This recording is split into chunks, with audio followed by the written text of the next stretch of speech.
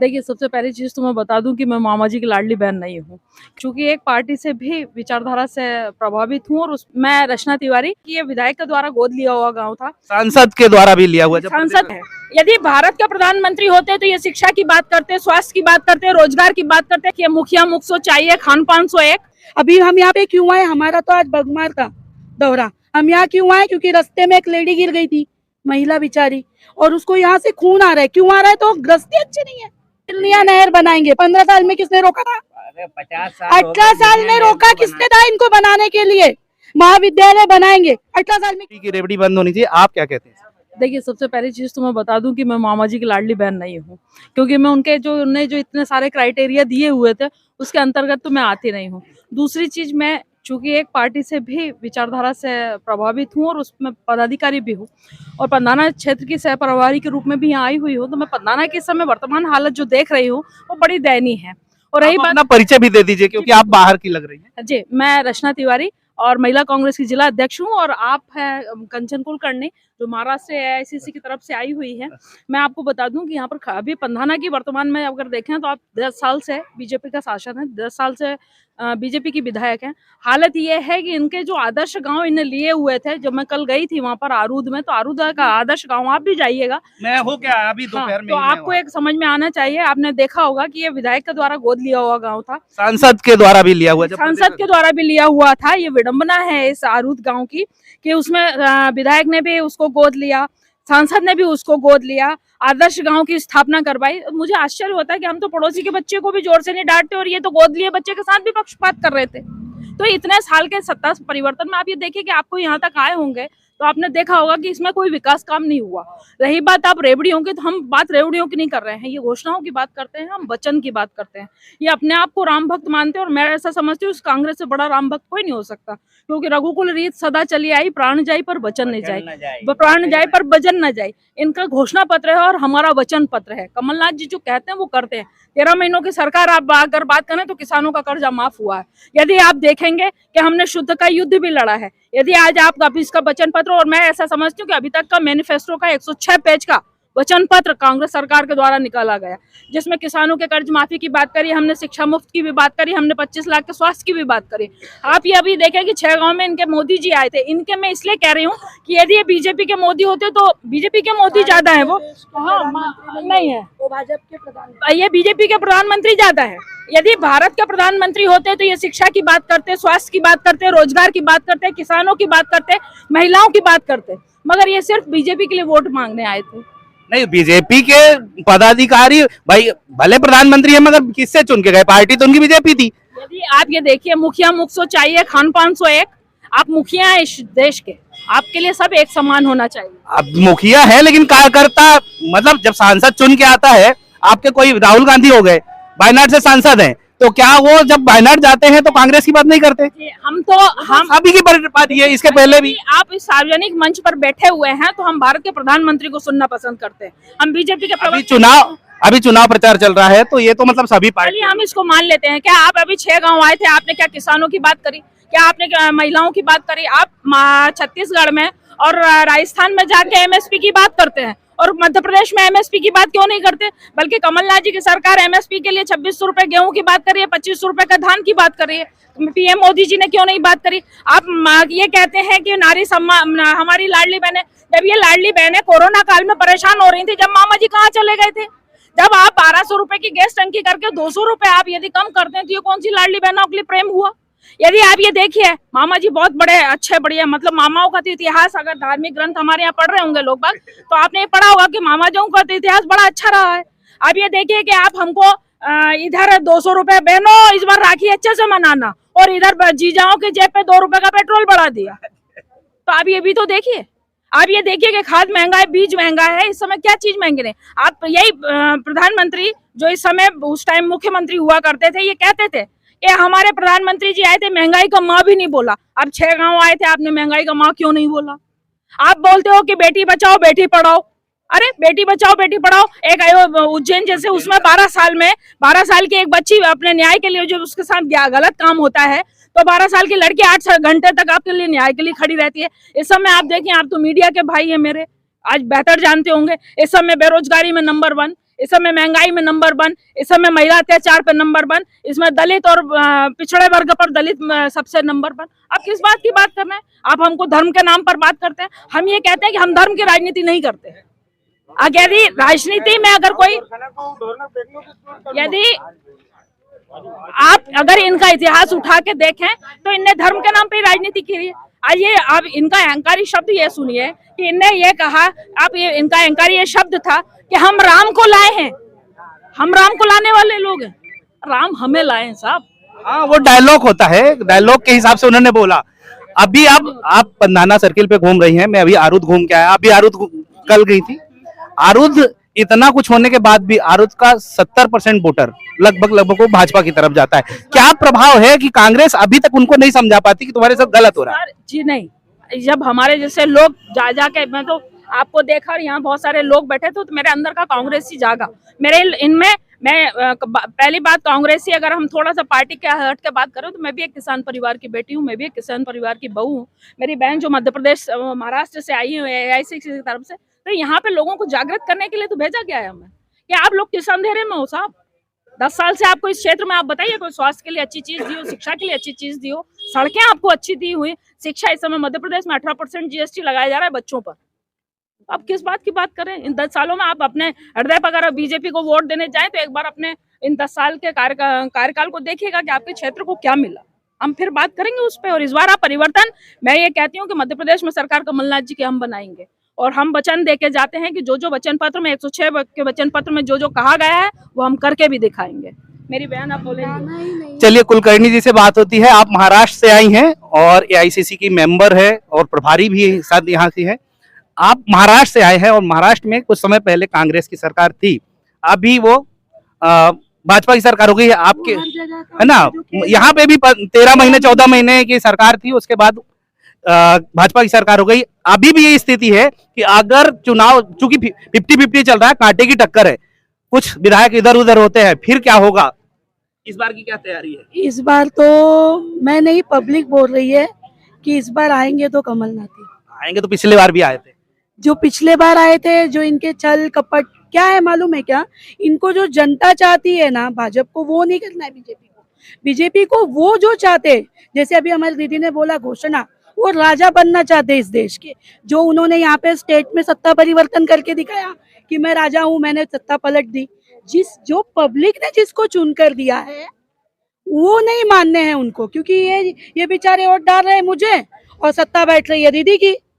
कितना दिन मैं यहाँ के सभी लोगों की सहनशीलता को सैल्यूट करूंगी। हमारे यहाँ हमारे यहाँ नहीं, पूरे देश में एक पत्थर से ठेस लगे ना, एक बार आदमी टुकरा कर गिर जाए तो उसको उठा करके साइड में रखता है।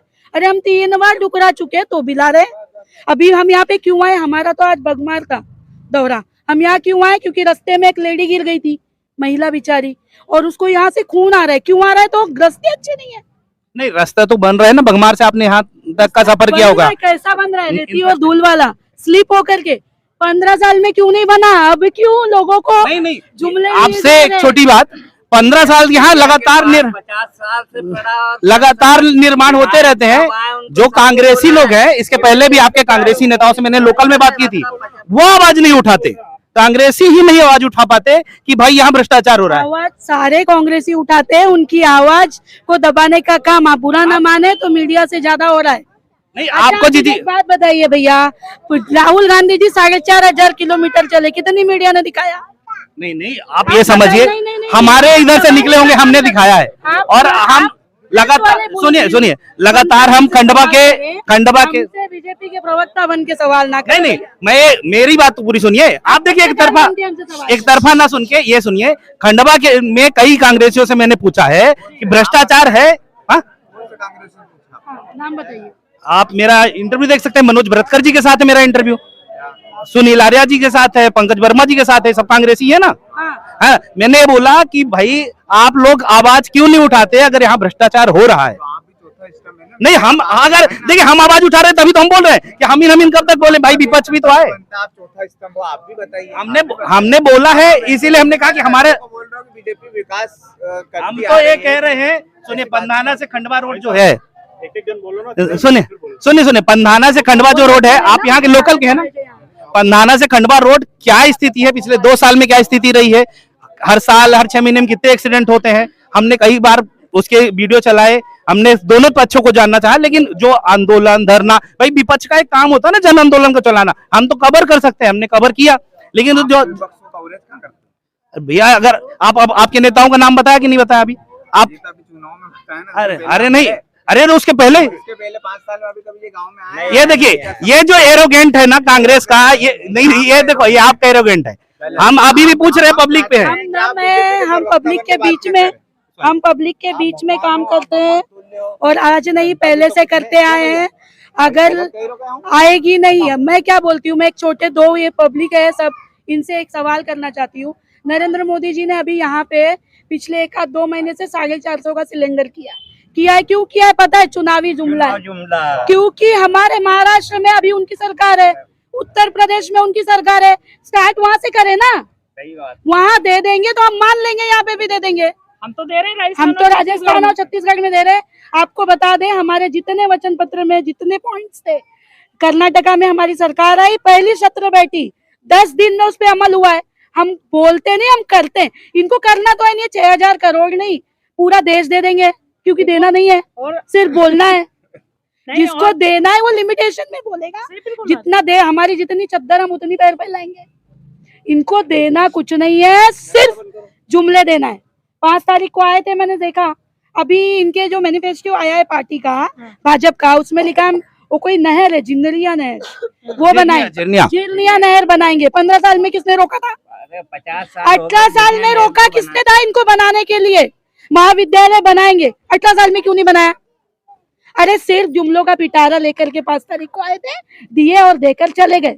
पूरे देश को उन्होंने यही दिया है, नहीं और यहाँ पे भी वो वही देंगे। मेरी बात सुनो भैया, 2 मिनट। अभी अंबा घाट, जामदड़, गोनाबेड़ा जाके देखो, इन्होंने ठेका ले लिया, अभी तक पाइपलाइन नहीं हुई। उसको 2 साल हो गए नल जल करके। कौन है ठेकेदार? हाँ, ठेकेदार कौन है ऐसा है? वो विधायक, उसको क्यों नहीं बोल सकता? क्यों नहीं बोल सकता वो? और काका वो कहने से देखो ना, पूरा ठेका उन्हीं का है, रोड भी उन्हीं का है, देखो नल योजना उन्हीं की है। काम क्यों नहीं कर रहे? मोदी जी जो अभी इलेक्शन में खड़ी हैं, कांग्रेस की प्रत्याशी थी, तो इधर के ही लोग बोल रहे थे कि बाहरी प्रत्याशी नहीं चलेगा। अब भाजपा की है तो इनके घर की हो गई। रूपाली बारे तो आपके बीच की है। नहीं, मैं आपको एक बात बताऊं, जैसे आज भी मेरी बहन ने जी कहा कि यही जब छाया मोरे हमारे यहाँ कांग्रेस से लड़ रही थी, जब इनको बाहरी प्रत्याशी लग रही थी, आज की तारीख में ये बाहरी प्रत्याशी नहीं रह गई।